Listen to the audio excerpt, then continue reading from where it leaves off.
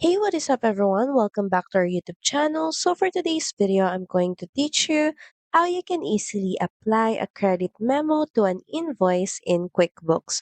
So all you have to do is head over to QuickBooks and make sure that you're logged into your account.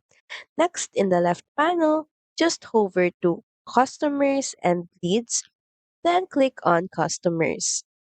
So from the list of customers, select the specific customer that has the invoice in which you want to apply the credit memo to. Next, on the new transaction, click on the drop-down menu, then select credit note.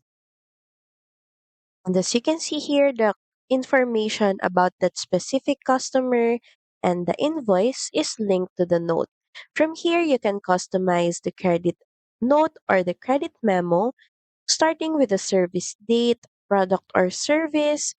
You can also add in description, quantity, rate, and amount, also tax if applicable. And once done, you have an option to save and send or save and close. So that's pretty much it. Thank you very much for watching this video. I hope that you find this video helpful. And if you do, please don't forget to like, share, and subscribe to the channel. And I will see you again on the next one.